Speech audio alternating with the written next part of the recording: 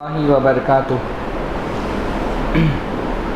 الحمدللہ رب العالمین والصلاة والسلام علی نبینا محمد وعلی آلہ وصحبہ اجمعین ومن تبعہم بإحسان الی یوم الدین۔ اعوذ باللہ السمیع العلیم من الشیطان الرجیم من ہمزہ ونفخہ ونفثہ۔ بسم اللہ الرحمن الرحیم۔ وَهُوَ الَّذِي خَلَقَ مِنَ الْمَاءِ بَشَرًا فَجَعَلَهُ نَسَبًا وَصِهْرًا۔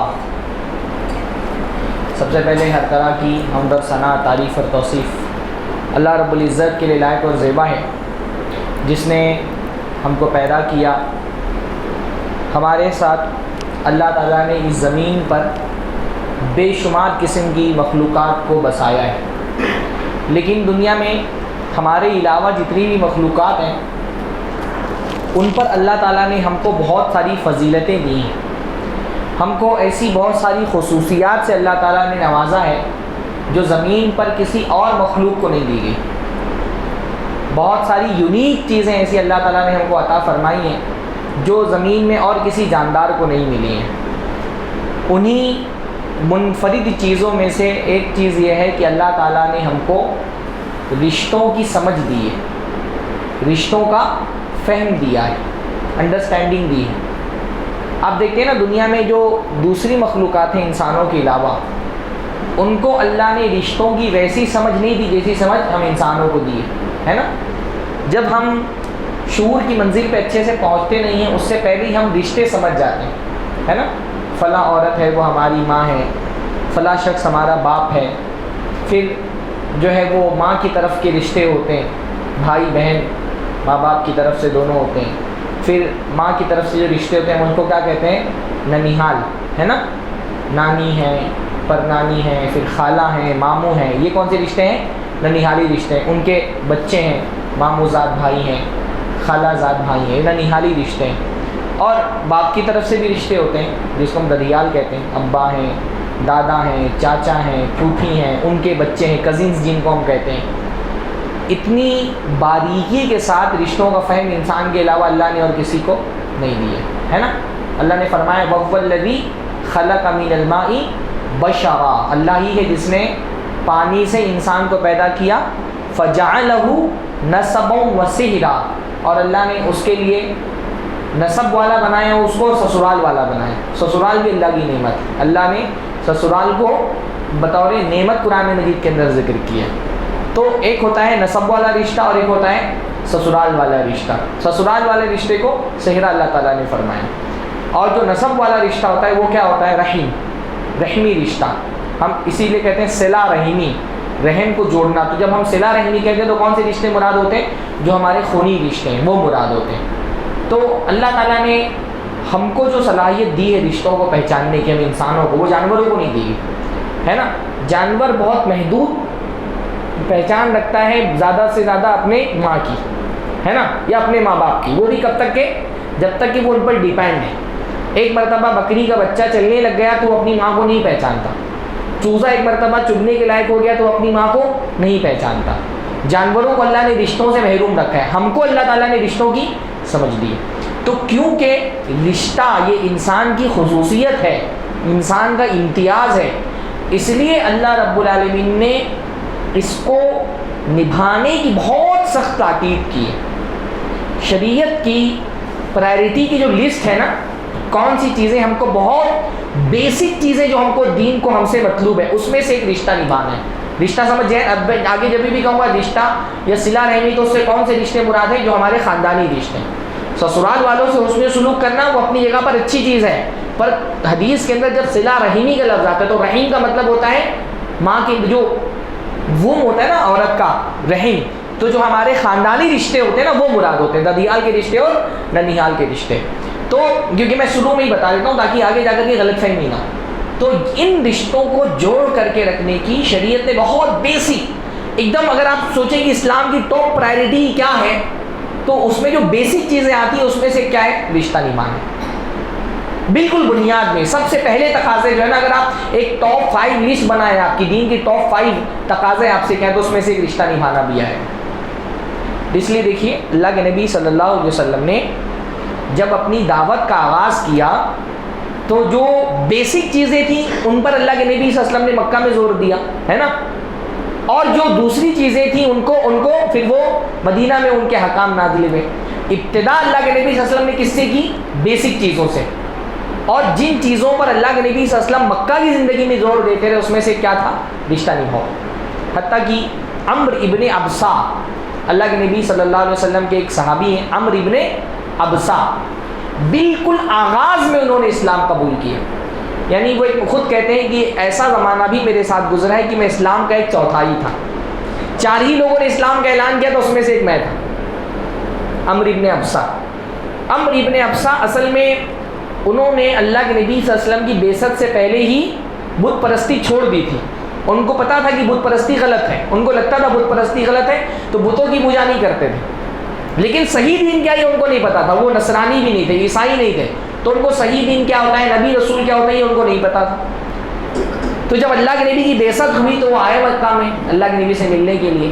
اللہ کے نبی سے پوچھا کہ آپ کون ہیں؟ تو اللہ کے نبی نے فرمایا میں رسول ہوں, نبی ہوں. تو فرمایا کہ یہ رسول اور نبی کیا ہوتے ہیں, رسول کیا ہوتا ہے؟ ان کو نہیں پتا تھا رسول کیا ہوتا ہے. بھئی جو عیسائی تھے ان کے یہاں کیونکہ رسالت پر ایمان تھا تو ان کو پتا تھا رسالت کس کو کہتے ہیں. یہ عیسائی نہیں تھے تو ان کو پتہ ہی نہیں تھا رسول کس کو کہتے ہیں. تو اللہ نے فرمایا ارسلنی اللہ, اللہ نے مجھے اپنا پیغام دے کر کے بھیجا ہے دنیا میں.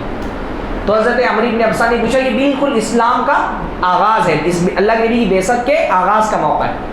پوچھا وہ بیما ارسلک, ابھی نبی صلی اللہ علیہ وسلم نئی بعثت ہوئی ہے تو پوچھا وہ بیما ارسلک, اللہ تعالیٰ نے کیا پیغام دے کر کے بھیجا ہے آپ کو؟ تو اللہ کے نبی 2 ہی چیزیں بتائیں. اللہ کے نبی نے 2 ہی چیزیں بتائیں. اللہ کے نبی صلی اللہ علیہ وسلم نے فرمایا کہ اللہ نے 2 پیغام 2 کام مجھ کو دے کے بھیجے ہیں کہ رشتوں کو جوڑو اور بتوں کو توڑو, بصلۃ الارحام و کسر الاوثان. 2 کام اللہ نے دی, بس 2 ہی چیزیں بتائیں اللہ کے نبی نے, رشتوں کو جوڑو اور بتوں کو توڑو. ایک دم پرائرٹی کی لسٹ میں پہلی چیز کیا ہے؟ رشتوں کو جوڑنا. ہاں, اور نیکیوں میں اس لیے اللہ کے نبی صلی اللہ علیہ وسلم نے بتایا, اللہ کے نبی سے ایک صحابی نے پوچھا اللہ کے نبی اللہ تعالیٰ کا سب سے محبوب عمل کون سا ہے؟ تو اللہ کے نبی فرمایا الایمان باللہ, اللہ پہ ایمان لانا. پوچھا اللہ کے نبی ایمان لانے کے بعد سب سے محبوب نیکی کون سی ہے؟ اگر اللہ کو آپ خوش کرنا چاہتے ہیں ایمان کے بعد کون سی نیکی جس سے اللہ خوش ہوتا ہے؟ اللہ نے فرمایا صلۃ الرحیم, رشتوں کو جوڑنا. اللہ نے کیا فرمایا؟ رشتوں کو جوڑنا ایمان لانے کے بعد اللہ کے ہاں سب سے بڑی نیکی ہے. پوچھا اللہ کے نبی صلی اللہ علیہ وسلم سب سے بڑا گناہ کون سا ہے؟ تو اللہ نے فرمایا الاشراک باللہ, اللہ کے ساتھ شرک کرنا. سب سے بری چیز جو اللہ کو پسند ہے کہ آپ اللہ کے علاوہ کسی اور کی عبادت کریں, اس سے دعائیں کریں, اس سے فریادیں کریں. فرمائے سب سے بری, سب سے بڑا گناہ ہے. پوچھا اللہ کے نبی شرک کے بعد سب سے بڑا گناہ کون سا ہے؟ تو اللہ کے نبی صلی اللہ علیہ وسلم نے فرمایا قطیعۃ الرحم, رشتوں کو توڑنا. رشتوں کو توڑنا شرک کے بعد اللہ کے نبی نے بتایا سب سے بڑا گناہ ہے. ہمارے یہاں سب سے بڑا گناہ سمجھنا تو بہت دور کی بات ہے. لوگ رشتہ توڑنے کو سرے سے گناہ ہی نہیں سمجھتے. سب سے بڑا گناہ سمجھنا تو بہت دور کی بات ہے. لوگ رشتہ توڑتے ہوئے یہ بھی نہیں سوچتے کہ اس سے گناہ ملے گا, اس سے اللہ نے منع فرمایا, اس پر اللہ تعالیٰ عذاب دیتا ہے, اس کی وجہ سے آدمی جہنم میں جا سکتا ہے. لوگ سوچتے ہی نہیں. بلکہ گناہ سوچنا بھی بہت دور کی بات ہے. بہت سارے لوگ تو اس کو کوئی بڑی نیکی سمجھ رہے ہوتے ہیں, فخر کرتے ہیں اس پر. آپ کو ایسے بھی لوگ ملیں گے نا, بولیں گے میرا سگا بھائی ہے 10 سال ہو گیا اس کی ریلیز پہ قدم نہیں رکھا, فخر سے بولیں گے. کاہے کا فخر بھائی؟ ہاں, یہ تو گناہ ہے, اس پر تو آپ کو شرمندہ ہونا چاہیے, آپ کو شرم آنی چاہیے. آپ کے سگے بھائی سے آپ نے 10 سال سے اس کے گھر میں قدم نہیں رکھا, شرم آنی چاہیے آپ کو. اس پہ آپ فخر کر رہے ہیں. گناہ فخر کرنے والی چیز ہوتی ہے. بولیں گے میرے چاچا ہیں, راستے میں مل جاتے ہیں سلام نہیں کرتا ہوں, جیسے لگتا ہے کتنا بڑا کارنامہ انجام دے دیا. ہاں, شرم آنی چاہیے جس پر آپ فخر کر رہے ہیں. اللہ نے فرمایا شرک کے بعد سب سے بڑا گناہ یہی ہے, اپنے بھائیوں سے, اپنے چاچا سے, اپنے خاندان کے لوگوں سے منہ موڑ لینا سب سے بڑا گناہ ہے. ہم کو نا بھائی بہت بڑا مسئلہ یہ ہے کہ ہم کو دین وہی اچھا لگتا ہے جس میں ہمارے مزے ہوں، جو ہماری طبیعت کے موافق ہو. جہاں دین ہمارے مزاج سے ٹکراتا ہے وہاں دین کو ہم بھول جاتے ہیں. اللہ کے نبی سے بڑی محبت کی دعوے داری ہے ہم کو الحمدللہ. نبی سے محبت ہے تو نبی کی سنتوں سے بھی تو محبت ہونی چاہیے. اور نبی کی سنتوں میں سے ایک سنت کیا ہے؟ رشتوں کو جوڑنا. ہاں، رشتوں کو جوڑ کر کے رکھنا یہ نبی صلی اللہ علیہ وسلم کی سنت ہے. حتیٰ کہ ہم مسلمان بھائیوں سے اپنے تعلقات ختم کر لیتے ہیں، ہمارے مسلمان رشتہ دار جو ہیں ان سے ہم تعلقات ختم کر لیتے ہیں. اللہ کے رسول نے تو فرمایا مشرکین مکہ سے جو صبح شام اللہ کے نبی صلی اللہ علیہ وسلم کو ایذا پہنچاتے تھے، گالیاں دیتے تھے، راستے میں کانٹے بچھا دیتے تھے تو اللہ کے نبی کے رشتہ دار ہی نا. ہاں، دشمن تھے پر رشتہ دار تھے. اللہ کے نبی نے ان سے فرمایا تمہارے دین سے تو میں بری ہوں، تمہارا جو دین ہے شرک کفر اس سے تو میرا کوئی تعلق نہیں، لیکن تم ہو میرے رشتہ دار. سأبلھا ببلالھا، یہ رشتہ داری میں تم سے ختم نہیں کروں گا. تمہاری بت پرستی سے تو میرا کوئی تعلق نہیں، پر کیونکہ میرے رشتہ دار ہو تو رشتہ داری کے تقاضے میں نبھاتا رہوں گا. مشرک رشتہ داروں کے بارے میں فرما رہے ہیں، ہم کو مسلمان رشتہ دار برداشت نہیں ہوتا. بھائی اللہ کے نبی کی شخصیت کے تو کیا کمالات ہیں آپ گن بھی نہیں سکتے. نبی صلی اللہ علیہ وسلم کے کمالات، نبی صلی اللہ علیہ وسلم کے اوصاف ہم گن نہیں سکتے. سماجی خوبیاں اللہ کے نبی صلی اللہ علیہ وسلم کی ہم گن نہیں سکتے. لیکن کسی آدمی کی خوبیوں پر سب سے گہری نگاہ کس کی ہوتی ہے انسانوں میں؟ بتائیے. بیوی نا. سب سے قریب سے کسی انسان کے رویے اور کردار کو کون دیکھتا ہے؟ اس کی بیوی دیکھتی ہے. ہاں، بیوی بھی خاص طور پہ اگر اس نے لمبا وقفہ گزارا ہو اپنے شوہر کے ساتھ. جب اللہ کے نبی صلی اللہ علیہ وسلم پر وحی آئی اور اللہ کے نبی صلی اللہ علیہ وسلم گھبرائے ہوئے آئے حضرت خدیجہ رضی اللہ تعالیٰ عنہ کے پاس، بیوی ہیں، عرصہ ہو چکا ہے ان کے ساتھ رہتے ہوئے، اور ایک وفادار بیوی ہیں تو اپنے شوہر کو بہت قریب سے جانتی ہیں. تو اللہ کے نبی کو ڈر لگا کہ کہیں مجھے کچھ ہو نہ جائے، کہیں میں موت نہ ہو جائے، کہیں میں ہلاک نہ ہو جاؤں، کہیں میں رسوا نہ ہو جاؤں. گھبرائے ہوئے آئے حضرت خدیجہ کے پاس، کہا مجھے چادر اڑاؤ چادر اڑاؤ. حضرت خدیجہ نے اپنے شوہر کو تسلی دینی شروع کی کہ آپ ڈریے نہیں، آپ گھبرائیے نہیں، اللہ آپ کو ضائع نہیں ہونے دے گا، اللہ آپ کو رسوا نہیں ہونے دے گا. کیوں؟ کیونکہ آپ بہت نیک ہیں. نیک لوگوں کے ساتھ اللہ تعالیٰ برا نہیں ہونے دیتا. آپ بہت نیک ہیں، اللہ رب العالمین آپ کو رسوا نہیں ہونے دے گا. پھر اللہ کے نبی کو تسلی دینے کے لیے اللہ کے نبی صلی اللہ علیہ وسلم کی کچھ نیکیاں آپ کو سامنے رکھی، آپ کو گنوائیں کہ آپ کچھ یہ نیکیاں آپ کرتے ہیں تو اللہ آپ کو کیسے ضائع ہونے دے گا. نیک لوگوں کو اللہ تعالیٰ دنیا میں ضائع اور رسوا نہیں ہونے دیتا تو اللہ آپ کو بھی ضائع نہیں ہونے دے گا. سب سے پہلی نیکی جو حضرت خدیجہ نے اللہ کے نبی کی گنائی وہ کیا تھی؟ صحیح بخاری کی روایت ہے، اِنَّكَ لَتَصِلُ الرَّحِمِ، اے میرے شوہر نامدار آپ تو رشتہ جوڑنے والے ہیں. اور بھی نیکی اللہ کے نبی کی گنائی، آپ غریبوں کی مدد کرتے ہیں، آپ بے سہاروں کا سہارا بنتے ہیں، بہت ساری نیکیاں گنائی.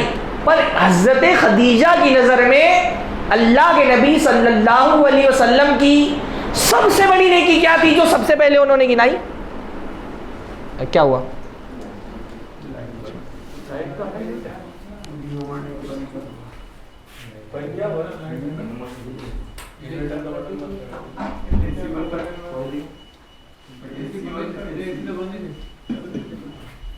لائٹ گئی ہے کہ ہے؟ شروع کریں.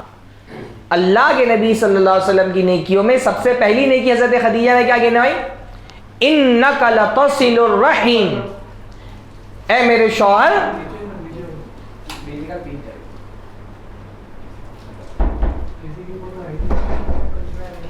اِنَّكَ لَتَصِلُ الرَّحِمِ، بے شک آپ رشتوں کو جوڑتے ہیں. ہاں، سب سے بڑی خوبی اللہ کے نبی صلی اللہ علیہ وسلم کی ان کی نظر میں کیا تھی؟ آپ رشتوں کو جوڑنے والے تھے، رشتوں کو جوڑ کر کے رکھتے تھے، رشتوں کا خیال رکھتے تھے. یہ سب سے بڑی نیکی حضرت خدیجہ کی اللہ کے نبی صلی اللہ علیہ وسلم کی نظر میں تھی. ہاں، اللہ کے نبی بہت زیادہ رشتوں کا خیال رکھنے والے تھے. تو ہم اللہ کے نبی کی، ہم اہل سنت ہیں نا الحمدللہ. ہاں، ہم اہل سنت ہیں. اور نبی صلی اللہ علیہ وسلم کی سنت کیا ہے؟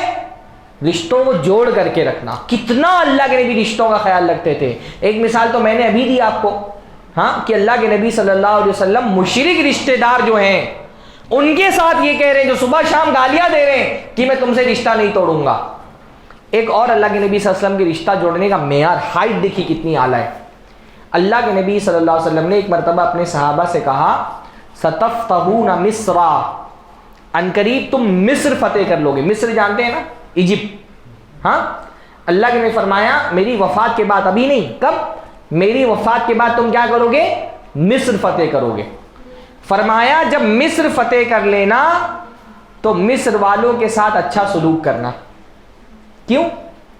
کیونکہ مصر کے لوگ ہمارے خاندان کے بھی ہیں, ان سے ہمارا خاندانی رشتہ بھی ہے, اور میرا ایک سسرالی رشتہ بھی ہے. اب بھائی سوال یہ پیدا ہوتا ہے, مصر میں اللہ کے نبی کی رشتہ داری کہاں سے آ گئی؟ ہاں, اللہ کے نبی کہاں کے, عرب کے, اور مصر کا بیشتر حصہ عرب سے باہر, مصر کا بیشتر حصہ افریقہ میں پڑتا ہے.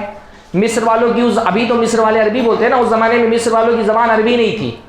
مصر والوں کی زبان قبطی, الگ زبان, ان کی زبان الگ, کلچر الگ, ہاں, تہذیب الگ.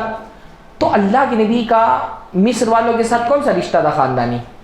کسی کو پتہ ہے؟ ہاں, مصر والوں کے ساتھ اللہ کے نبی رشتہ کہاں سے آ گیا؟ اللہ کے نبی فرما رہے ابھی نہیں, میری موت کے بعد, میری وفات کے بعد جب تم مصر فتح کرنا تو مصر والوں کے ساتھ اچھا سلوک کرنا, کیونکہ مصر والے کیا ہیں, ہمارے خاندان کے بھی ہیں اور میرا سسرالی رشتہ بھی ہے. کیا رشتہ تھا اللہ کے نبی کا؟ جب ہم اللہ کے نبی صلی اللہ علیہ وسلم کا نسب پڑھتے ہیں تو اللہ کے نبی صلی اللہ علیہ وسلم کے خاندان میں, آبا و اجداد میں نبی کون تھے؟ کون تھے نبی؟ اسماعیل علیہ السلام, ہے نا. اسماعیل علیہ السلام تقریباً 60 پشت اللہ کے نبی کے پیچھے اگر جائیں آپ, یعنی 60 باب کے بعد 60ویں 61ویں نمبر پہ حضرت اسماعیل ہیں. حضرت اسماعیل کے والد کون تھے؟ حضرت ابراہیم. حضرت ابراہیم کی پہلی شادی ہوئی تھی حضرت سارہ سے. پھر حضرت سارہ سے شادی کرنے کے بعد وہ عراق سے نکلے, اسی سفر میں وہ مصر گئے, اور صحیح بخاری مسلم وغیرہ میں, غالباً مسلم میں بہت تفصیلی روایت ہے کہ وہاں پر ایک فرعون تھا جس نے حضرت سارہ کی عزت پہ ہاتھ ڈالنے کی کوشش کی, تو اللہ تعالیٰ نے حضرت سارہ کے ہاتھوں ایک کرامت کا ظہور کیا, اور وہ فرعون جو تھا وہ ڈر گیا مصر کا. تو ڈر کے مارے اس نے بچنے کے لیے اپنے خاندان کی ایک لڑکی تحفے میں دے دی حضرت سارہ کو, اور حضرت سارہ نے اس لڑکی کی شادی کس سے کرا دی؟ حضرت ابراہیم سے. کیا نام تھا اس لڑکی کا؟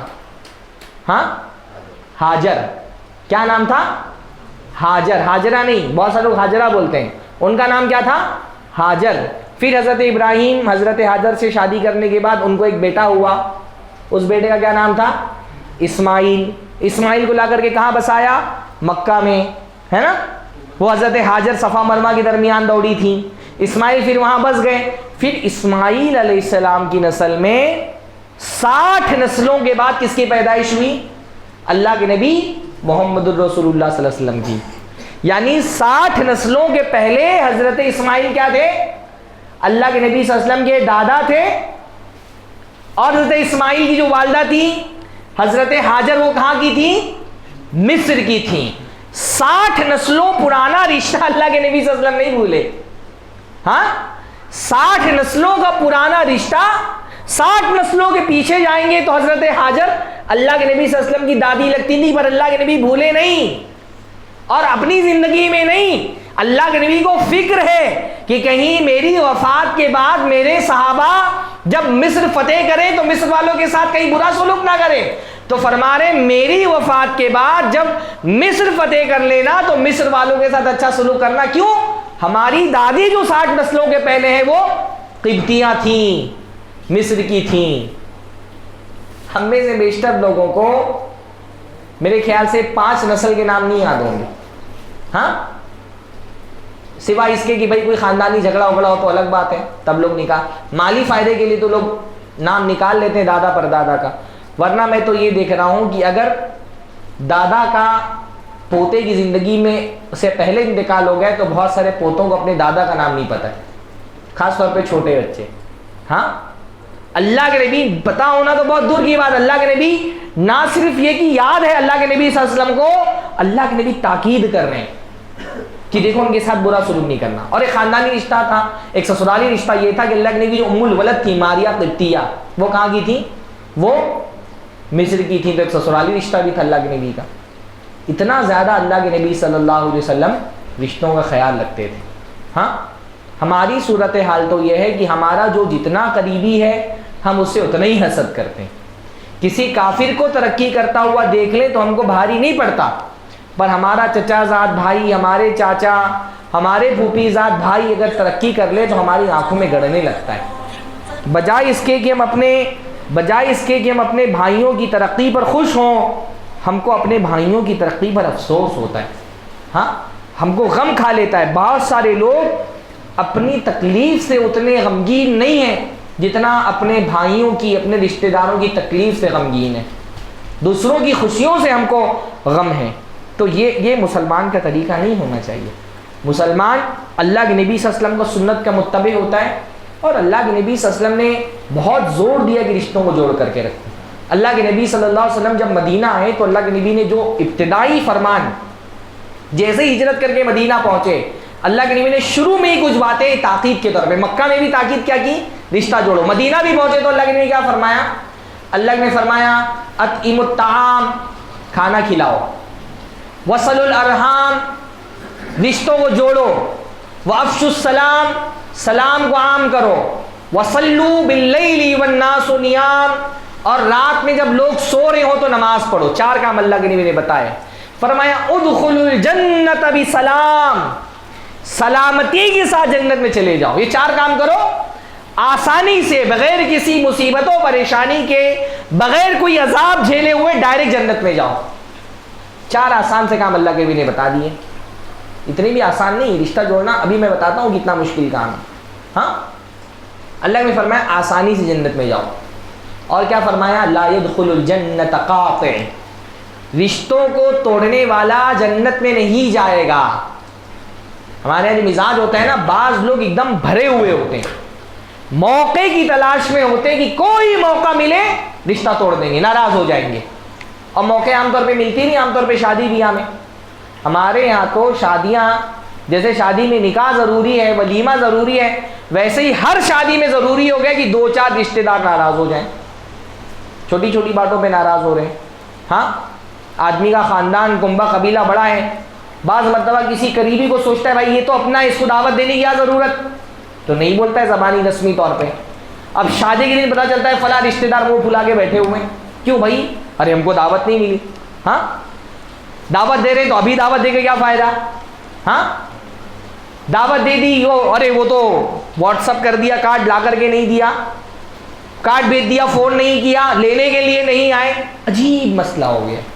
بوٹیوں میں رشتے ٹوٹ رہے, بوٹیوں پہ. ہاں, ہم کو پیچھے بٹھا کے رکھے تھے, نکاح میں آگے بلایا ہی نہیں, ہمارے کھانے میں تو ایسی بوٹی آ گئی, ویسی بوٹیوں میں رشتے توڑتے ہیں. خاص طور پہ عورتیں, ہمارے یہاں رشتہ جوڑنے اور توڑنے دونوں کا کام عورتیں زیادہ کرتی ہیں, ہے نا. بھائی گھر کے معاملات میں ڈرائیونگ سیٹ پہ بیٹھا ہوتا ہے مرد, لیکن وہ ڈائریکشن میں چلتی ہے عورتوں کے. بیٹھا ہے مرد ڈرائیونگ سیٹ پہ, لیکن چلتی وہ کیسے؟ جہاں پہ عورت, ڈائریکشن عورت دے رہی ہوتی ہے. عورت نے اگر سوچ لیا رشتہ توڑنا ہے, مرد کی کچھ نہیں چلتی پھر اس کے آگے. ہاں, مرد بیچارہ وہ ویسے ہی بندھا ہوا ہے, عورتوں کے حکام تلے دبا ہوا ہے. اور عورتیں تو بس موقع کی تلاش میں ہوتی ہیں, ان سے منہ بلانا ہے, ان سے رشتہ توڑنا ہے, ان سے بات چیت بند کرنی ہے. سارے اسباب, یعنی آپ دیکھیے نا, ہمارے یہاں ایک فنکشن ہوتا ہے نا شادیوں کا, ہر فنکشن کے بعد 2-4 رشتہ دار ناراض, خاص طور پہ عورتیں. میں تو یہ دیکھتا ہوں, شادی ختم ہوئی, گھر پہ آئی, عورتوں کو ہر فنکشن میں 1 ہفتے کی غیبت کا مواد مل جاتا ہے. ہاں, 1 ہفتہ غیبت, ایک بار فنکشن ہوا نا, 1 ہفتے کے لیے غیبت کا مواد مل گیا. 1 ہفتے تک پھر وہ سلسلہ چلتا رہتا ہے, یہ ایسی وہ ویسی. ہم اس کو گناہ کیوں نہیں سمجھتے؟ بہت بڑا گناہ ہے. اللہ کے نبی صلی اللہ علیہ وسلم نے فرمایا رشتہ توڑنے والا جنت میں نہیں جائے گا. بلکہ ایک حدیث کے اندر دنیا کا عذاب بتایا. اللہ کے نبی نے فرمایا 2 گناہ ایسے ہیں جن کا جو عذاب اللہ نے آخرت میں رکھا ہے وہ اپنی جگہ پر, دنیا میں اللہ تعالیٰ اس کی کچھ نہ کچھ سزا دے دیتا ہے. کون سے ہیں 2 گناہ؟ ایک رشتہ توڑنا اور ایک ظلم کرنا. ایک رشتہ توڑنا اور دوسرا ظلم کرنا. آپ دیکھیں گے جو بچہ زندگی میں اپنے باپ کا نافرمان ہونا اپنی زندگی میں اپنی نافرمان اولاد کو دیکھ لیتا ہے. وہ اللہ دنیا میں اس کو مزہ چکھا دیتا ہے, آخرت میں جو اس کا عذاب ہے وہ تو اپنی جگہ پر ہے. ڈرے اس سے. پہلی بات تو اس کو گناہ سمجھیں. بہت مسئلہ یہ ہوتا ہے نا, بہت بڑا مسئلہ یہ ہے, بے دین آدمی ہے, نماز روزے نہیں کرتا, اس کا آپ کیا پرواہ, اس کو تو کسی گناہ کی پرواہ نہیں. دیندار لوگ رشتہ توڑتے ہوئے ڈرتے نہیں اللہ سے. حالانکہ بعض مرتبہ رشتہ توڑنے کی وجہ سے ہماری عبادتیں ریجیکٹ ہو جاتی ہیں. اللہ کے نبی نے ایک حدیث میں فرمایا, ہر جمعرات کی رات اور جمعہ کے دن اللہ تعالیٰ کے ہاں بندے کے اعمال پیش کیے جاتے ہیں. یا جمعرات کے دن جمعہ کی رات, اس طرح کے الفاظ ہیں. اللہ کے ہاں کیا ہوتا ہے, جمعرات کے دن اور جمعہ کی رات میں جو بھی ہم ہفتے بھر میں عمل کرتے ہیں نا, ہماری فائل بنتی ہے, وہ فائل کہاں ہوتی ہے, اللہ کے یہاں پر پیش کی جاتی ہے. اللہ نے فرمایا فلا يقبل عمل قاطع, تو جس نے کسی رشتہ دار سے بات چیت بند کی ہے, چاچا سے بات نہیں کرتا, بھائی سے منہ بلا کے رکھا ہوا ہے, پھوپھی کے گھر پہ نہیں جا رہا ہے, کزن سے تعلقات توڑ کے رکھیں, فرمایا فلا يقبل عمل قاطع, رشتہ توڑنے والے کا عمل اللہ کے یہاں پہ قبول نہیں ہوتا. نمازیں پڑھی ہے پورا ہفتہ, نمازیں منہ پہ مار دی جاتی ہیں, کیوں؟ کیونکہ رشتہ دار سے بات چیت بند ہے. روزے رکھے ہیں, تلاوتیں کی ہیں, اذکار کیا ہے, صدقات و خیرات کر کے آیا ہے, عمرے کر رہا ہے, حج کر رہا ہے, اللہ کے اس کا عمل ہی قبول نہیں ہو رہا کیونکہ رشتہ دار سے بات چیت بند ہے. ہم اس کو گناہ ہی نہیں سمجھ رہے. دیندار لوگوں نے بات چیت بند کی ہوئی اپنے بھائیوں سے, اپنی پھوپھی کے گھر نہیں جا رہے, اپنے چاچا سے دشمنی کی ہوئی ہے. اللہ کے بندو, بڑی نیکی ہے رشتہ جوڑ کر کے رکھنا. دنیا میں اس کے فوائد ہیں, آخرت میں تو اللہ نے فرمایا جنت دوں گا. اللہ نے فرمایا من سرہ ان یبسط لہ فی رزقہ, جس آدمی کو یہ بات پسند ہو کہ اللہ اس کے رزق میں کشادگی کر دے. کون نہیں چاہتا ہے؟ پیسے کون نہیں کمانا چاہتا؟ رزق میں اضافہ کون نہیں چاہتا؟ فرمایا جس کو یہ بات پسند ہو کہ اللہ اس کے رزق میں کشادگی کر دے اور اس کی عمر طویل کر دے, موت دیر سے آئے, یونسا لہ فی اثری, اس کی موت تاخیر سے آئے, عمر اس کی لمبی ہو جائے, کون نہیں چاہتا ہے؟ اللہ نے فرمایا فلیصل رحمہ, تو اس کو چاہیے کہ اپنے رشتے نبھائے. جتنا رشتہ نبھاؤ گے اللہ اتنی رزق میں برکت دے گا انشاءاللہ تعالی, اتنا ہی اللہ رب العالمین تمہاری عمر میں برکت دے گا. لیکن رشتہ نبھاؤ, اس کے لیے دنیا میں اتنے فائدے ہیں, آخرت میں اتنے فائدے ہیں, تو رشتہ نبھائیے. اچھا, جب ہم رشتہ نبھانے کی بات کرتے ہیں تو بھائی رشتہ نبھانے کا مطلب کیا ہوتا ہے؟ صلہ رحمی جس کو ہم کہتے ہیں, رشتہ جوڑنا. تو ہمارے یہاں رشتہ جوڑنے کا مطلب یہ ہوتا ہے کہ میرا بھائی ہے, وہ میرے ساتھ اچھا سلوک کرتا ہے تو میں اس کے ساتھ اچھا سلوک کروں گا, اور فلانا بھائی ہے وہ میرے ساتھ برا سلوک کرتا ہے تو میں اس کے ساتھ برا سلوک کروں گا. ہم رشتہ نبھانا اسی کو سمجھتے ہیں نا. اس نے مجھ کو دعوت دی تھی تو میں اس کو دعوت دوں گا, اس نے مجھ کو اپنی شادی میں نہیں بلایا تھا, میں اپنی شادی میں اس کو نہیں بلاؤں گا. وہ عقیقے میں میرے یہاں پر آیا تھا, اس کے عقیقے میں جاؤں گا. اس نے شادی میں اتنا 100 روپئے کا تحفہ دیا تھا تو میں اتنا 100 کا تحفہ دوں گا, ہے نا. وہ سب شادی کے بعد لے کے بیٹھتے ہیں نہیں, لفافہ کتنا کس کا آ رہا ہے. ہاں, جس نے جتنا دیا اس کو اتنا دینا ہے, جس نے جیسا کیا اتنا اس کے ساتھ کرنا ہے. اس نے نہیں دیا تھا تو اس کو نہیں دوں گا. حتیٰ کہ میں تو دیکھتا ہوں عید الاضحیٰ کے موقع پہ, بقرعید کے موقع پہ جس کے یہاں سے گوشت آیا تھا اس کے یہاں گوشت پہنچاؤں گا, اور جس نے نہیں دیا تھا اس کو نہیں دوں گا. اللہ کے نبی نے فرمایا یہ رشتہ نبھانا نہیں ہے. اللہ نے فرمایا لیس الواصل بالمکافی, بدلہ دینے والا رشتہ نبھانے والا نہیں ہے. اگر آپ کسی کی اچھائی کا بدلہ اچھائی سے دے رہے ہیں, یہ رشتہ نبھانا نہیں ہے. یہ تو ہر کوئی کرتا ہے بھائی. میرا بھائی کیا, وہ تو اجنبی آدمی بھی میرے ساتھ اچھا سلوک کرے گا تو میں اس کے ساتھ اچھا سلوک کروں گا. اللہ کے نبی نے فرمایا یہ جو بدلہ دینے والے ہوتے ہیں یہ رشتہ نبھانے والے نہیں ہیں. اللہ نے فرمایا وَلَكِنَّ الْوَاصِلِ الَّذِي إِذَا قُطِعَ رَحِمَهُ وَصَلَهَا, واصل رشتہ نبھانے والا وہ ہے جس سے رشتہ توڑا جائے اور وہ رشتے کو جوڑے. یہ ہے رشتہ نبھانا. میرا بھائی ہے, اس نے مجھے نہیں بلایا تھا اپنے یہاں شادی میں اس کو بلاؤں گا. وہ میرے گھر پہ نہیں آتا ہے, میں اس کے گھر پہ جاؤں گا. وہ مجھ کو گالی دیتا ہے, میں اس کو دعا دوں گا. وہ میری غیبتیں کرتا ہے، میں اس کی تعریف کروں گا، یہ رشتہ نبھانا ہے۔ اب یہ تو بہت مشکل کام ہے، یہ آسان نہیں ہے۔ اس لیے میں نے کہا رشتہ نبھانا آسان کام نہیں ہے۔ گالی دینے والے کو دعا دینا آسان نہیں ہے، غیبتیں کرنے والوں سے محبت کا اظہار کرنا آسان نہیں ہے۔ پر آسان ہوتا تو جنت کی بشارت ہی کیوں ہوتی بھائی؟ جنت جانا آسان نہیں ہے نا، جنت جانے کے لیے مشکل کام کرنے پڑتے ہیں۔ تو اتنا بھی مشکل اگر نہیں کریں گے تو جنت میں کیسے جائیں گے؟ تو اتنا مشکل تو کرنا پڑے گا، کریں گے نا انشاءاللہ؟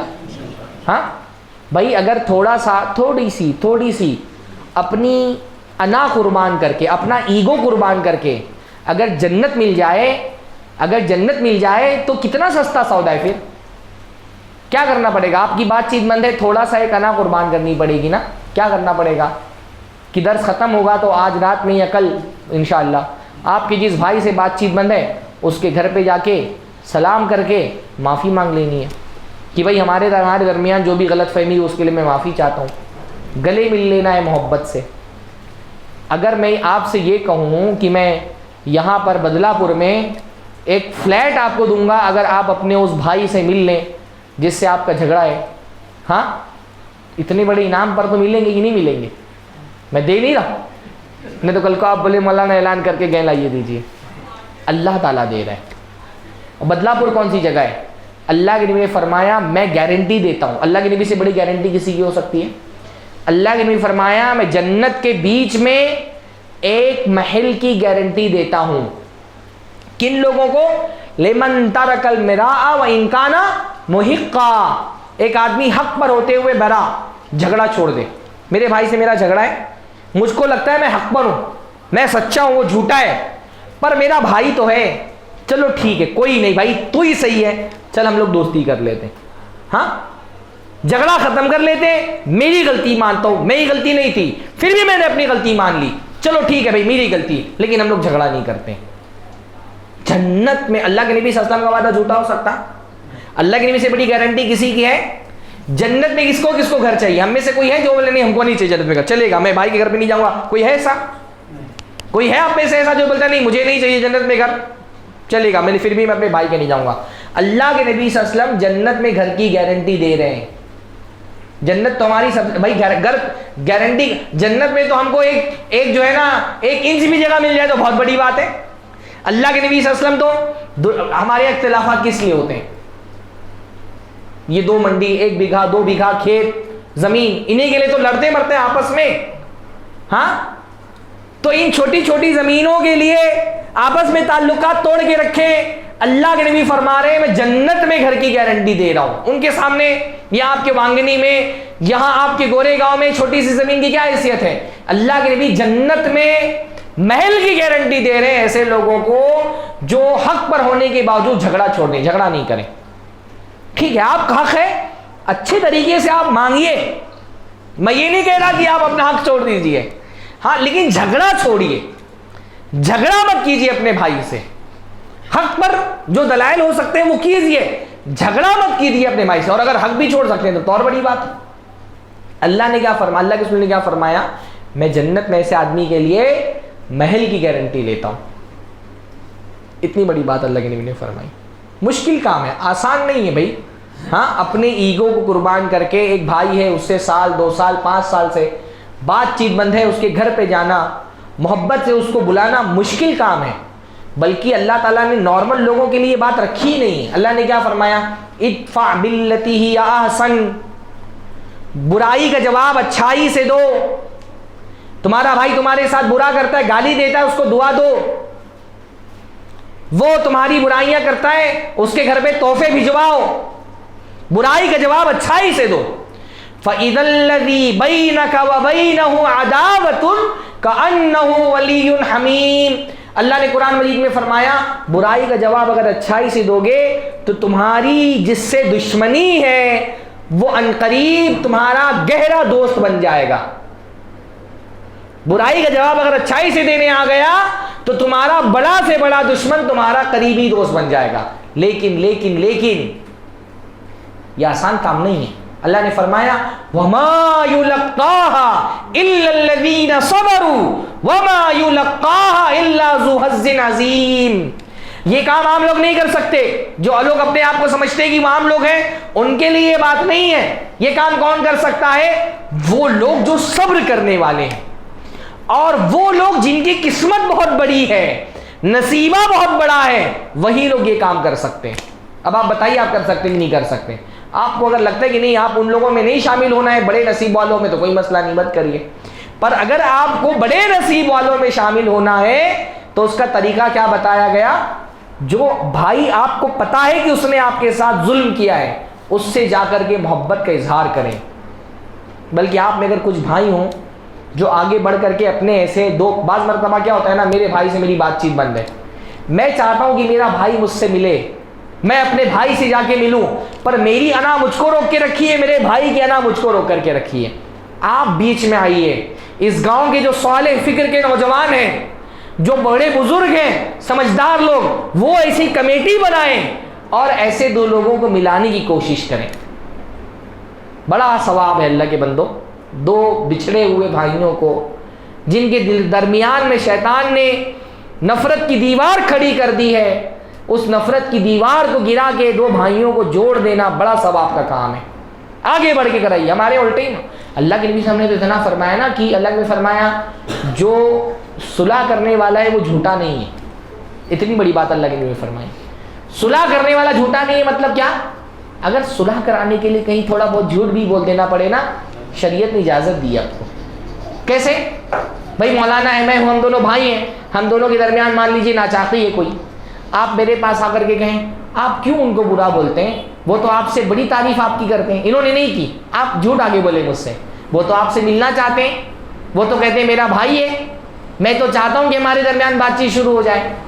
جھوٹ بول دیا مجھے آ کر کے. پھر ان کے پاس بھی آ کر کے بول دیا ارے وہ تو آپ کی بہت تعریف کرتے ہیں, وہ تو بولتے ہیں کہ میں انشاءاللہ ان سے بات چیت شروع کروں گا, ان سے ملنا چاہتا ہوں, آپ میرے گھر پہ لے کر کے آئیے. ہاں, ایسا اگر بول دیں تو یہ جھوٹ نہیں ہے. اللہ نے فرمایا اس کو جھوٹ کا گناہ نہیں ملے گا اگر صلح کرانے کے لیے جھوٹ بول رہے ہیں. شریعت نے ہم کو صلح کرانے کے لیے جھوٹ بولنے کی اجازت دی ہے, پر ہمارے یہاں لوگ لڑانے کے لیے جھوٹ بولتے ہیں. صلح کرانے کے بجائے لڑانے کے لیے جھوٹ بولتے ہیں. دو بھائیوں میں محبت ہوگی تو جیسے کچھ لوگ ہوتے ہیں نا, پرانے زمانے میں مرغے لڑانے میں ان کو مزہ آتا تھا, بکرے لڑائے جاتے تھے. کچھ لوگوں کی ہابی ہوتی انسانوں کو لڑاؤ آپس میں. وہ دو لوگوں کے درمیان محبت نہیں دیکھ پاتے, وہ بیچ میں پڑ کے لڑا دیتے ہیں بھائیوں کو بھائیوں سے. ایسا نہیں ہونا چاہیے. تو ایسے نوجوان, ایسے بزرگ آگے آ کر کے ہم کو صلح کرانے کی کوشش کرنا چاہیے. اب تو انشاءاللہ شیطان کی چنگل سے آزاد ہو گئے ہیں آپ لوگ. ہاں, شیطان نہیں چاہتا کہ آپ اپنے بھائی سے ملیں نا, شیطان کو تو مزہ آتا ہے لڑانے میں. اللہ نے بھی فرمایا قد ایس الشیطان ان یعبدہ المصلون فی جزیرۃ العرب. شیطان اس سے تو مایوس ہو گیا ہے کہ نماز پڑھنے والے جزیرۃ العرب میں اس کی عبادت کریں گے, اس سے مایوس ہے شیطان. ولیکن فی التحریش بینکم, لیکن وہ یہ سمجھتا ہے کہ تمہارے درمیان دشمنی ڈال سکتا ہے. وہ شیطان پوری پلاننگ کر کے مسلمان بھائیوں کے درمیان دشمنی ڈالتا ہے, لڑائیاں لڑاتا ہے, ہماری ایگو کو ابھار کر کے ایک دوسرے کا دشمن بنا دیتا ہے. شیطان کے مقابلے میں کام کریے. شیطان آپ کے ذہن میں ڈال رہا ہوگا جب یہ بات ہو رہی ہوگی کہ نہیں نہیں نہیں نہیں نہیں, تمہارے دشمن ہائی لیول کے. ہاں, بعض لوگوں کو سمجھاؤ کہ بھائی تمہارے بھائی سے, تمہارے چاچا سے, تمہاری پھوپھی سے بات چیت بند ہے, بات چیت شروع کر دو, مل لو ایک بار جا کر کے, سلام دعا شروع کر دو. شیطان بولتا ہے انہیں مولانا عام لوگوں کے بارے میں بول رہے ہیں, میرے رشتہ دار بہت خطرناک ہیں. ہاں, میرے رشتہ داروں نے میرے ساتھ بہت ظلم کیا ہے. شیطان یہ ذہن میں ڈالتا ہے. میں ایک مثال بتاتا ہوں, بتائیے کہ آپ کے رشتہ داروں نے اس سے بڑا ظلم آپ کے ساتھ کیا ہے. حضرت ابو بکر کی بیٹی ہیں حضرت عائشہ رضی اللہ تعالیٰ عنہ, اللہ کے نبی کی بیوی ہیں. حضرت عائشہ کے ساتھ ایک بڑا حادثہ پیش آیا تھا. کچھ منافقوں نے ان پر بدکاری کی تہمت لگا دی تھی, جس کو افک کے واقعہ سے جانا جاتا ہے نا. ایک سفر میں وہ پیچھے رہ گئی تھیں, ایک صحابی کو ملی تو وہ لے کر کے آئے, تو منافقوں کو موقع مل گیا اور اس پاک باز عورت پر تہمت لگا دی. اب اللہ کے نبی صلی اللہ علیہ وسلم 2 مہینے تک پریشان رہے, 1 یا 2 مہینے تک کے. ہاں, اور حضرت عائشہ پر تہمت لگانے والے تو منافق تھے, لیکن ان کے پروپیگنڈے کے اثر میں کچھ مسلمان بھی آ گئے. انہی میں سے مستح, جو غالباً حضرت عائشہ کے خالہ زاد بھائی تھے, غالباً رشتہ تھا, حضرت عائشہ کے خالہ زاد بھائی یعنی حضرت ابو بکر کے سالی کے بیٹے، یا پھر جو ہے اچھا رشتہ داری، یا پھر غالباً حضرت ابو بکر کی کوئی رشتہ داری تھی بہرحال. اور پھر اس کے بعد نہ صرف یہ کہ ان کے رشتہ دار تھے، بلکہ حضرت ابو بکر ان کے گھر کا خرچہ چلاتے تھے.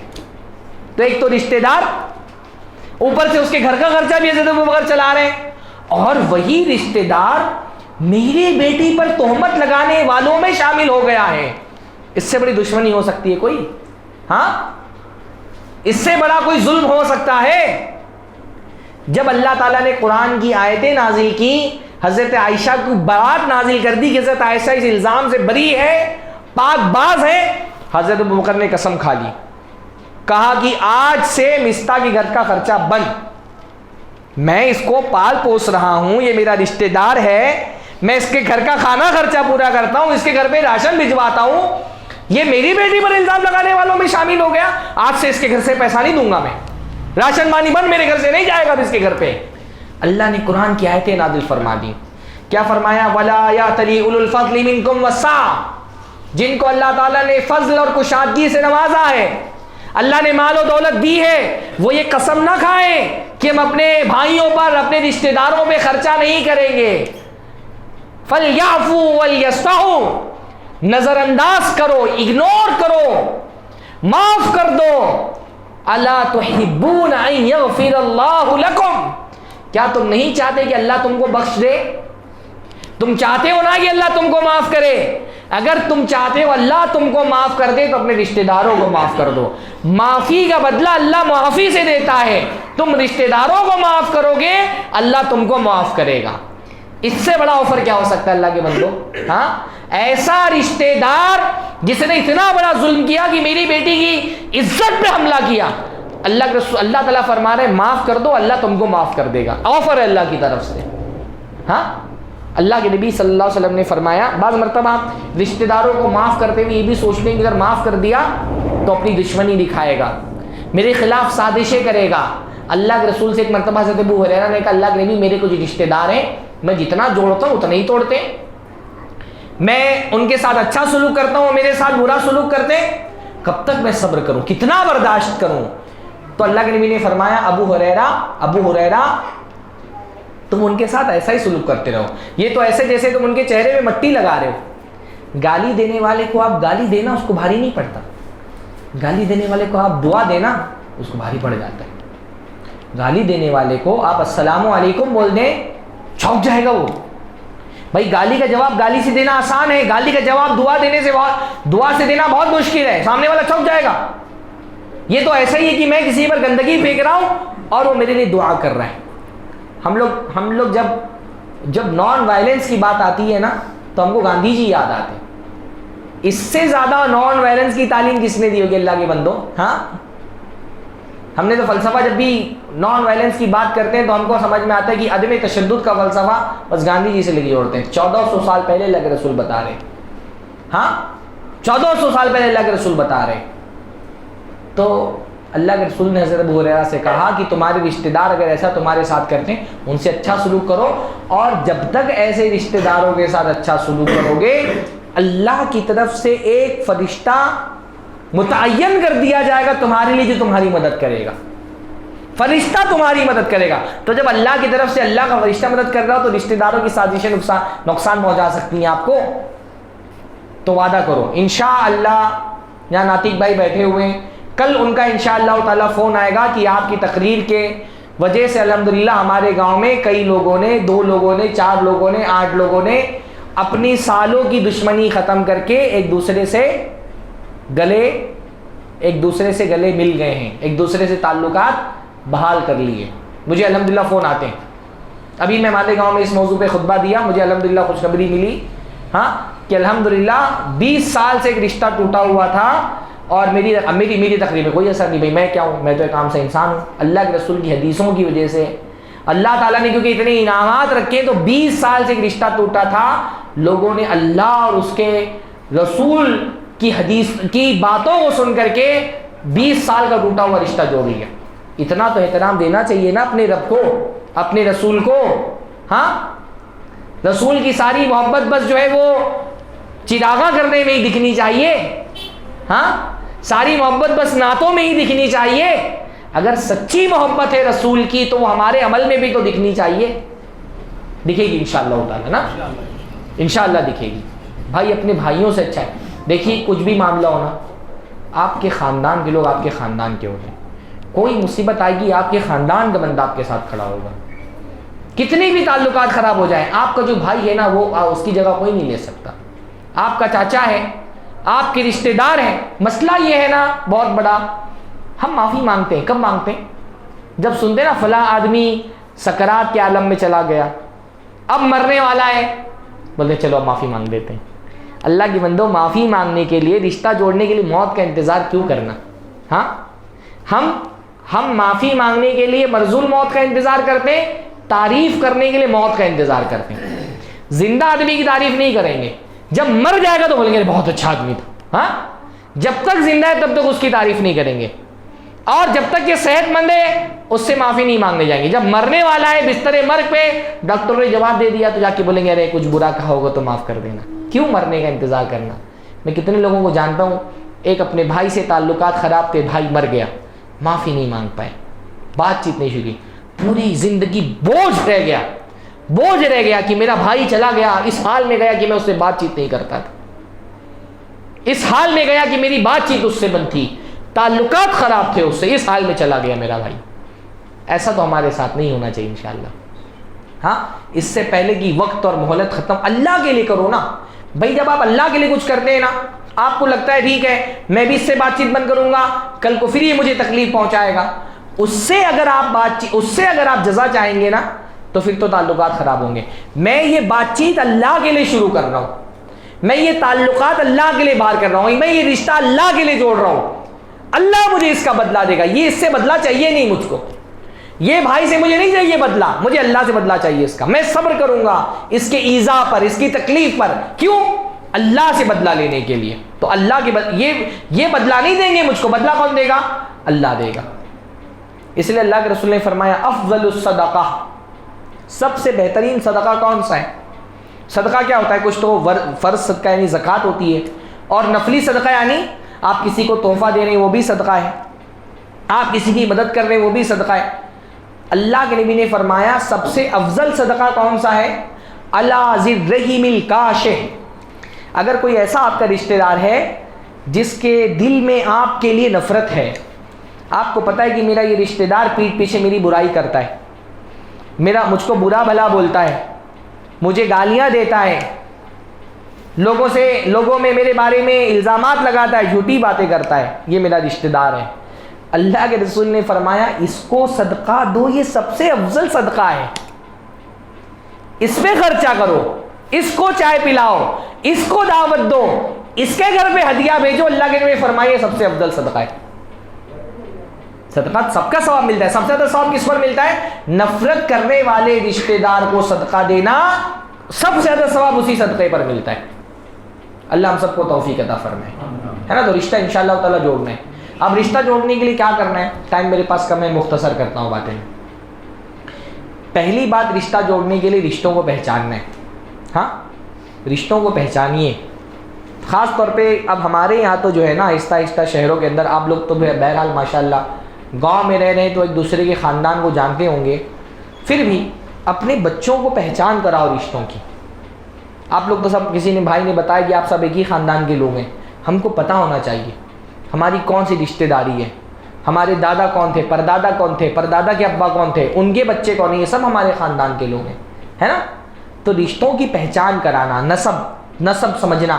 اللہ نے فرمایا تعلموا من انصابکم ما تصلون به ارحامکم. اپنے نسب سیکھ لو، شجرہ بناؤ. گاؤں میں ہو نا، بزرگوں کے ساتھ بیٹھو، ایک پورا ٹری بناؤ نسلوں کی، کہ کون کس کا بیٹا ہے، کون کس کا بیٹا ہے، ان سے کتنی نسلیں چلی، ان سے کتنی نسلیں چلی. اللہ کے نبی صلی اللہ علیہ وسلم کے صحابہ میں حضرت ابوبکر سب سے زیادہ نسب کو جاننے والے تھے. ہاں، کیونکہ تم کو پتا تو رہے کون تمہارا کتنا قریبی ہے. ہاں، تو تعلموا من انصابکم، اپنے نسب سیکھ لو تاکہ اپنے رشتہ داروں کے ساتھ اچھا سلوک کر سکو، پتہ چلے کون سا تمہارا رشتہ دار ہے. ہم سیکھتے ہیں، پر کیوں سیکھتے ہیں؟ مقدمہ کرنے کے لیے. ہاں، ہم کب سیکھتے ہیں؟ زمین پہ حصہ چاہیے تب سیکھتے ہیں ہم. اللہ کے لیے سیکھو، اللہ کے لیے سیکھو، اپنے نسب کو سیکھو. کیوں؟ ما تصلون به ارحامکم، تاکہ اپنے رشتہ داروں سے تعلقات جوڑ کے رکھو. دوسری چیز کیا ہے؟ رشتہ اگر جوڑنا ہے تو پیسہ خرچ کرنا پڑتا ہے. اگر اللہ نے آپ کو توفیق دی ہے، کم زیادہ چھوٹا بڑا اپنے رشتہ داروں پہ خرچہ کرو. کون سا خرچہ؟ بھائی دیکھو، وہی میں نہیں کہہ رہا کہ کوئی کروڑوں کی جائیداد، اللہ نے جس کو جتنی توفیق دی ہے کچھ نہیں خرچہ کر سکتے ہو. آپ 2 کلو سیب خریدتے، یہاں سے اسٹیشن پہ اترے، 2 کلو اپنے بھائی کے گھر کے لیے خرید لو. ہاں، 1 کلو اپنے چاچا کے گھر کے لیے خرید لو. کبھی گوشت خریدنے جا رہے ہو، آدھا کلو خرید کر کے اپنی بہن کے یہاں پہنچا دو. کوئی بہت خرچہ تو نہیں آتا نا. دیکھیے ہمارے یہاں تحفے دینے کا مزاج ختم ہو گیا ہے.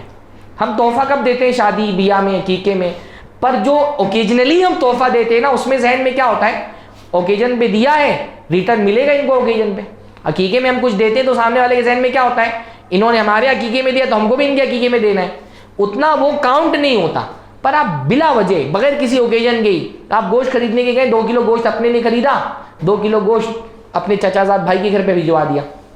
آم کا سیزن آیا ہے، 1 پیٹی آم خرید کر کے اپنی پھوپھی کے یہاں بھجوا دیا، اپنی بہن کے یہاں بھجوا دیا، اپنی خالہ کے یہاں بھجوا دیا.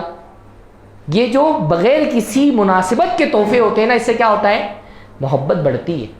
اللہ نے فرمایا تہادو تہابو، ہدیہ دو، ہدیے سے محبت بڑھتی ہے.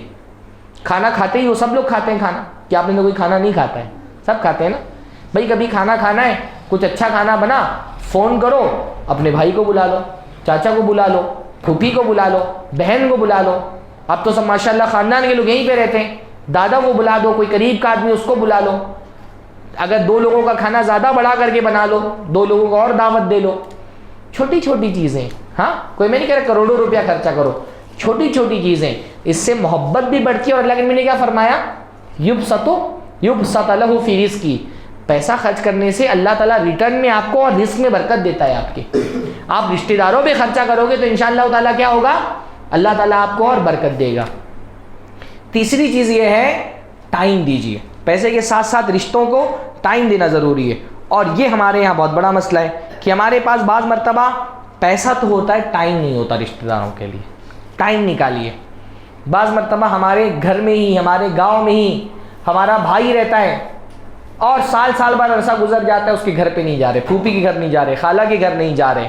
ہاں، سال خاص طور پہ یہ میں دیکھ رہا ہوں نا ابھی کچھ سالوں سے 10-15 جب سے انڈیویجولزم کا دور آیا ہے ہمارے یہاں پر، پیسہ آدمی زیادہ کمانے لگا ہے، خاندان کا تصور ختم ہو گیا، فیملی کا تصور بن گیا. خاندان اور فیملی میں کیا فرق ہوتا ہے؟ پہلے ہمارے یہاں خاندان کا مطلب دادا دادی، سارے بھائی، ان کے سارے بچے، اتنا بڑا بڑا خاندان ہوتا تھا نا. اب تو وہ صورتحال یہ بن گئی ہے کہ بس میں، میری بیوی، میرے بچے. اس سے آگے بندے کا تصور ہی نہیں آگے بڑھ رہا ہے. اللہ رحم فرمائے. بلکہ عورتیں تو جو ہے نا وہ شادی کے ساتھ ہی پلان لے کر کے آتی ہیں. پہلا پلان ہے شادی ہوتے ہی بیٹے کو ماں باپ سے الگ کرنا ہے. ہاں، پہلے ہی نہیں بلکہ plan a, plan be, plan سی بھی ان کے پاس ہوتا ہے. ہاں، کہ شادی ہو گئی بس اب بیٹے کو ماں باپ سے الگ کرو. ایسی عورت آپ کی محسن نہیں ہے جو آپ کی ماں اور آپ کے باپ کے خلاف آپ کو چڑھاتی ہے. وہ آپ کی دشمن ہے. آپ کے ماں باپ زندہ ہیں، وہ جنت کا دروازہ ہے آپ کے لیے. آپ کی ماں کے قدموں کے نیچے جنت ہے. آپ کی بیوی اگر آپ کی ماں سے آپ کو دور کر دے، وہ آپ کی محسن نہیں ہے، اس نے آپ سے آپ کی جنت چھین لی ہے. ہاں، عورتیں، اللہ رحم فرمائے، اچھی عورتیں بھی بدل. اس گاؤں کی عورتوں کی بات نہیں کر رہا میں، دوسری عورتوں کی بات کر رہا ہوں کہ بعض عورتیں ایسی ہوتی ہیں نا، وہ پورا پلان اور ایک دم ذہانت. لڑکے کیا ہوتے ہیں، شادی ہوتی ہے تو لڑکا تو بیچارہ وہ ایسی خوش ہے، بیوی مل گئی اس کو، وہ بہت زیادہ دماغ نہیں لڑاتا.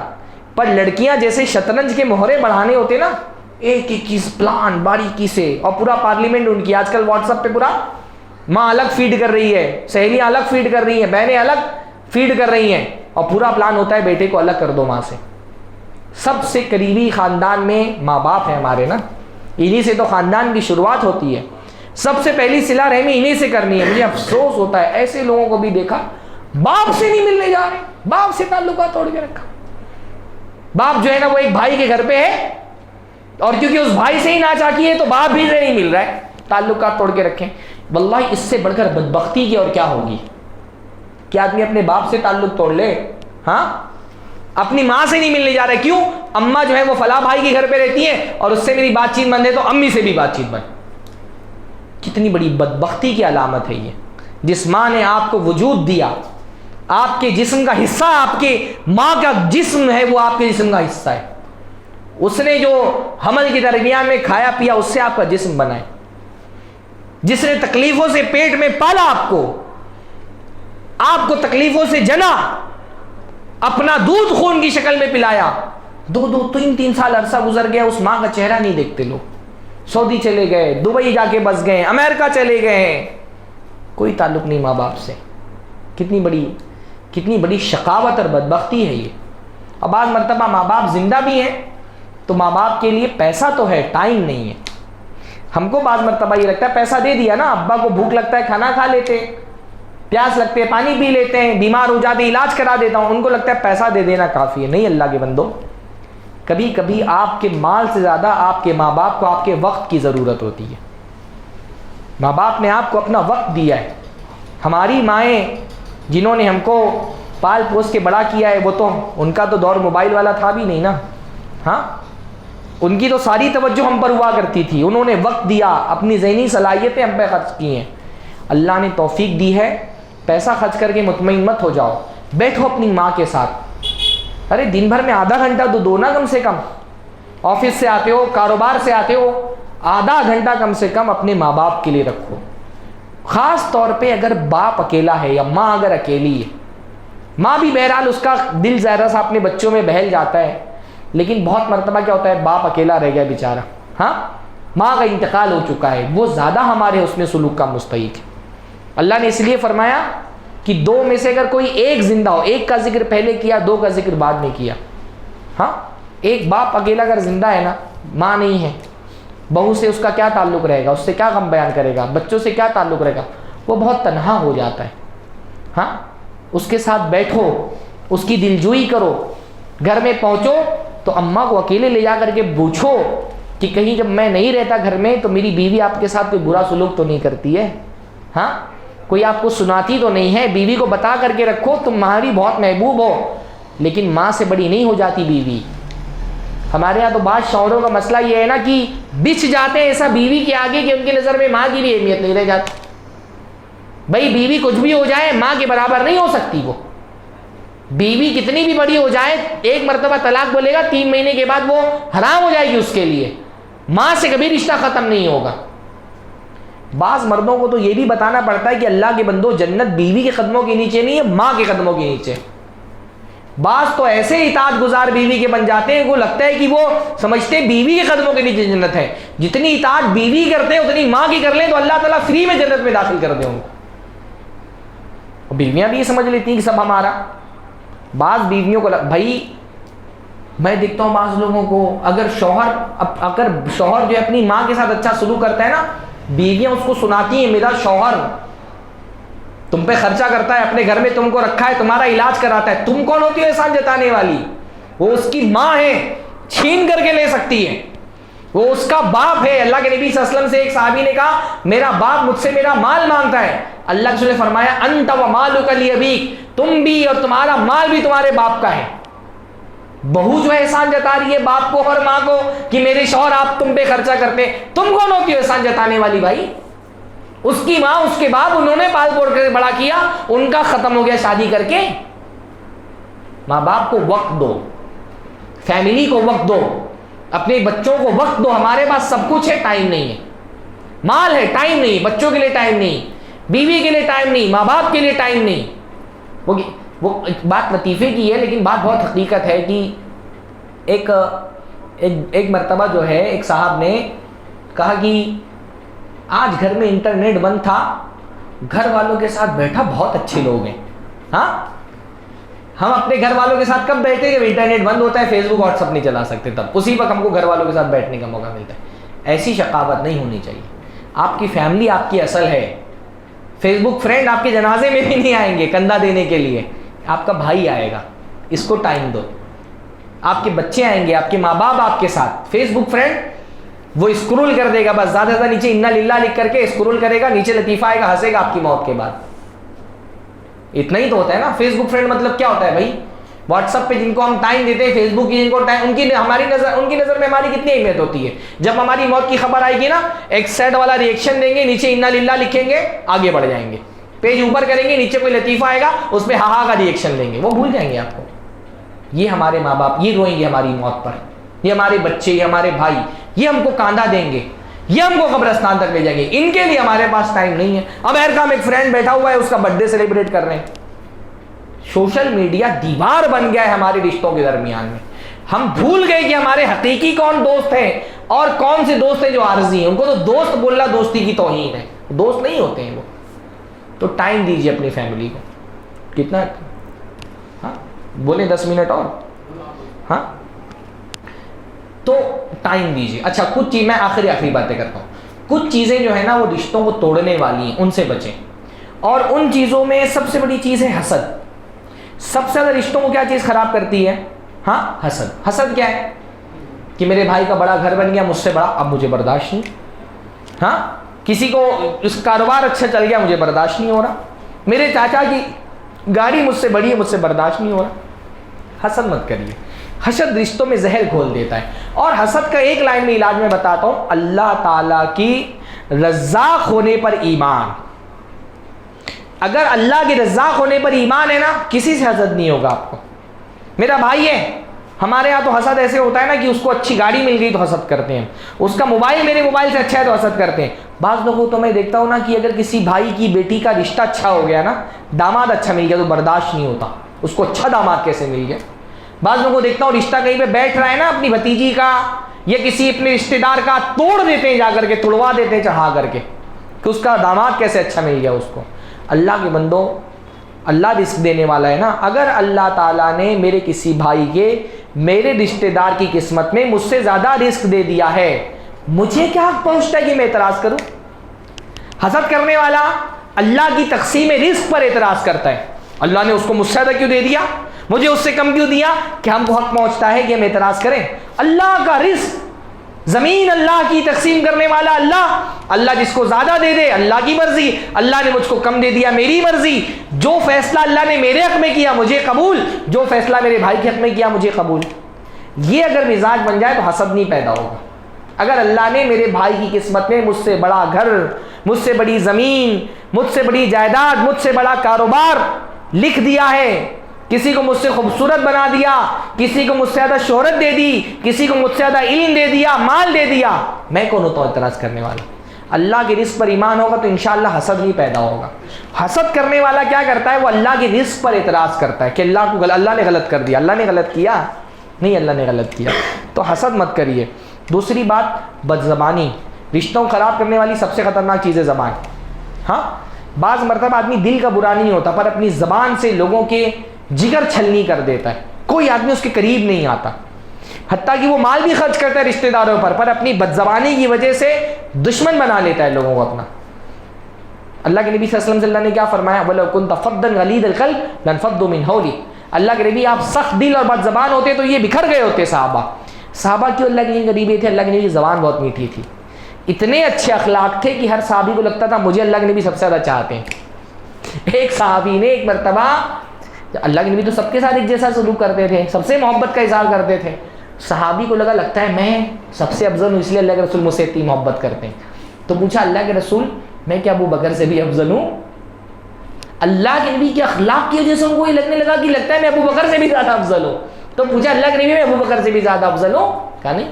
کہا عمر سے بھی زیادہ ہوں؟ کہا نہیں. کہا عثمان سے بھی زیادہ ہوں؟ کہا نہیں. چپ ہو گئے. زبان اچھی رکھیے. بہت سب لوگوں کو پرابلم کیا آتا ہے، وہ بولتے ہیں ارے میں کیونکہ بہت حق بول دیتا ہوں اوپر نہیں، اس لیے لوگوں کو برا لگ جاتا ہے.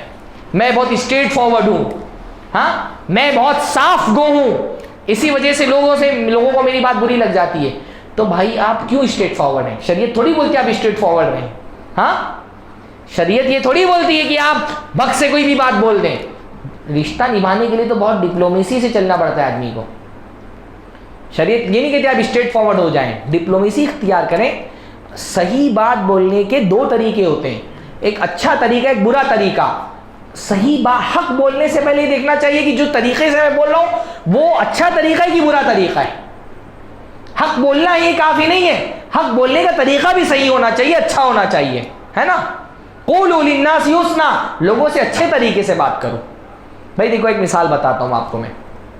فرعون ایک مرتبہ حضرت موسیٰ جب دربار میں سب جمع ہوئے تو فرعون کے ذہن میں یہ خیال آیا کہ میں موسیٰ سے پوچھتا ہوں کہ جو ہمارے باپ دادا گزرے ہیں ان کا کیا ہوا۔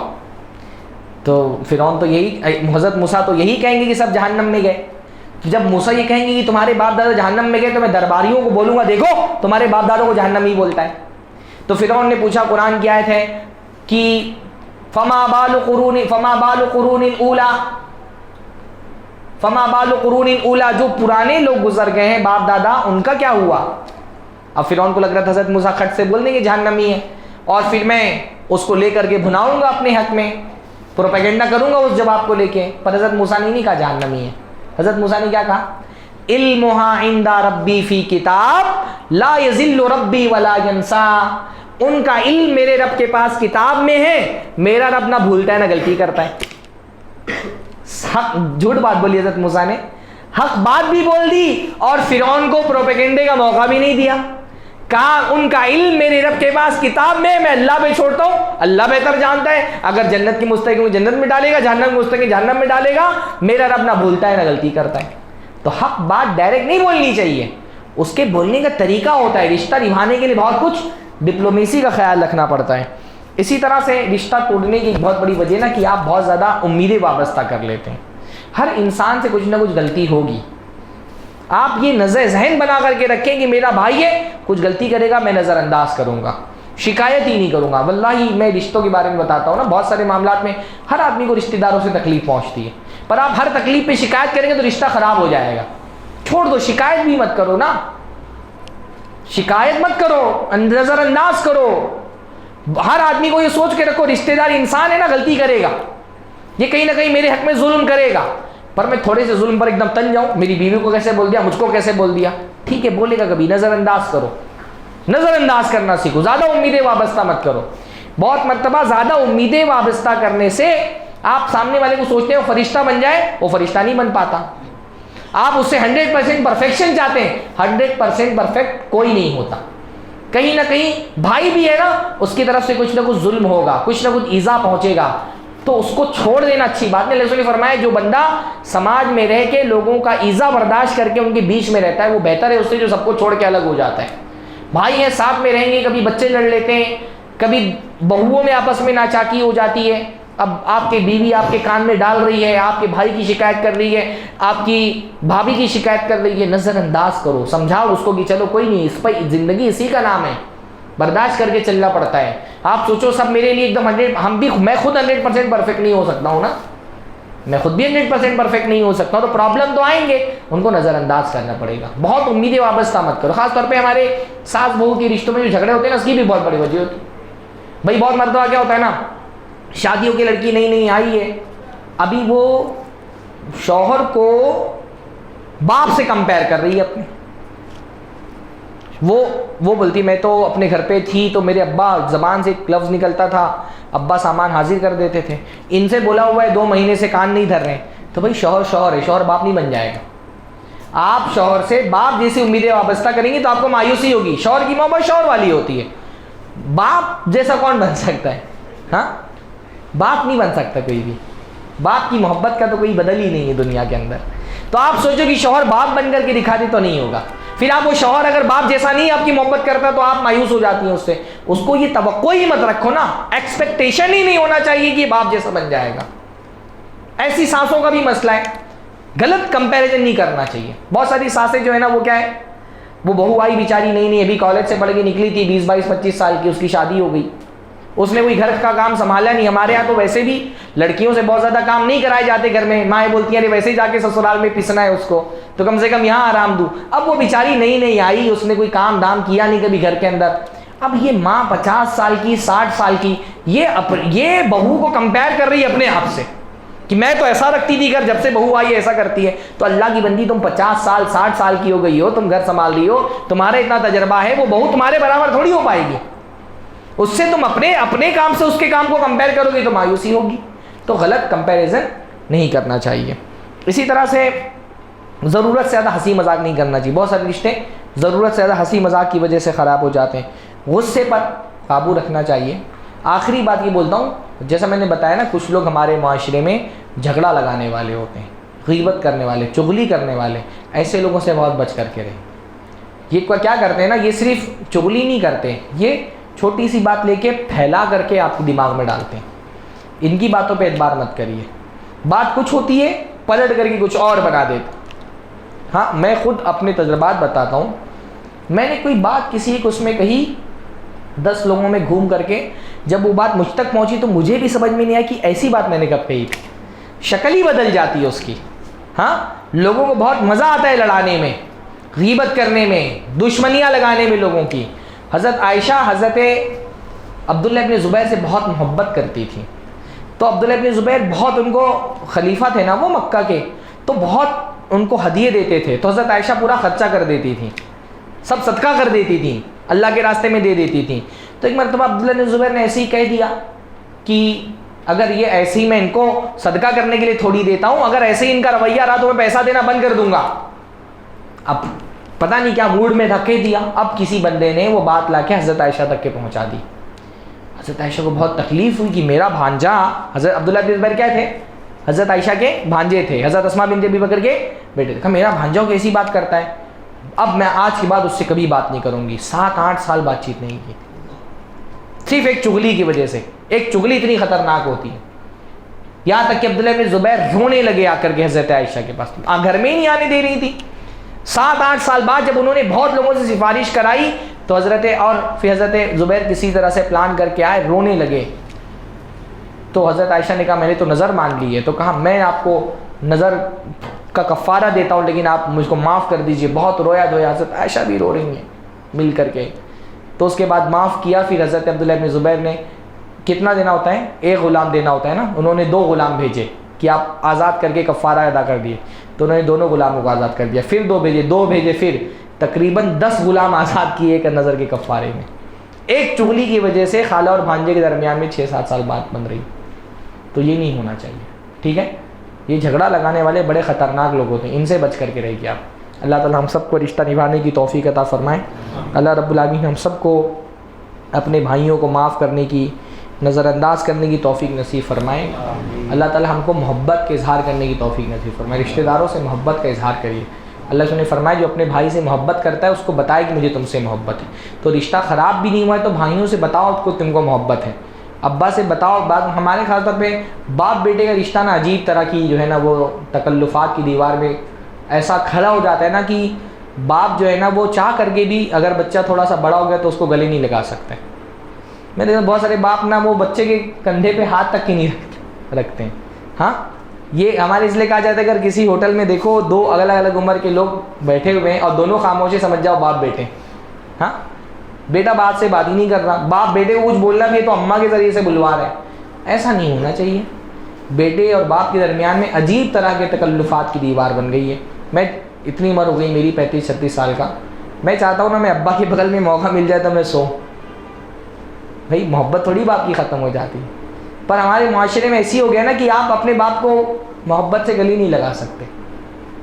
باپ بیٹے کو محبت چاہتے ہیں، محبت ہو رہی ہے، محسوس کر رہا ہے، پر اب بچہ بڑا ہو گیا تو اس سے بات نہیں کر سکتا، اس کو گلے نہیں لگا سکتا ہے۔ ایسا نہیں ہونا چاہیے۔ حضرت فاطمہ جب آتی تھی تو اللہ کے رسول کھڑے ہو جاتے تھے اپنی جگہ سے، ماتھے پر بوسہ دیتے تھے، لا کر کے اپنی جگہ پہ بٹھاتے تھے۔ اور ہم عجیب طرح سے محبتوں کا اظہار، محبت کا اظہار کرنے میں کنجوسی نہیں کرنا چاہیے۔ نفرتیں بعض وجہ اس وجہ سے بڑھ جاتی ہیں کہ آدمی محبت کا اظہار نہیں کرتا۔ اپنے بھائی سے، سگے بھائی سے، اپنے چاچا سے، اپنی خالہ سے محبت کرتے ہو نا، زبان سے بھی اس کا اظہار کرو، عمل سے بھی اس کا اظہار کرو۔ ہاں، ایک شرٹ اپنے لیے خرید رہے ہو تو ایک اپنے بھائی کے لیے خرید لو، ایک جوڑی کپڑا اپنے لیے بنوا رہے ہو تو اپنے بھائی کے لیے ایسے ہی محبت کا اظہار کرو۔ نہیں کر پا رہے ہو تو ہے نا، پتہ تو چلے کہ تم محبت کرتے ہو۔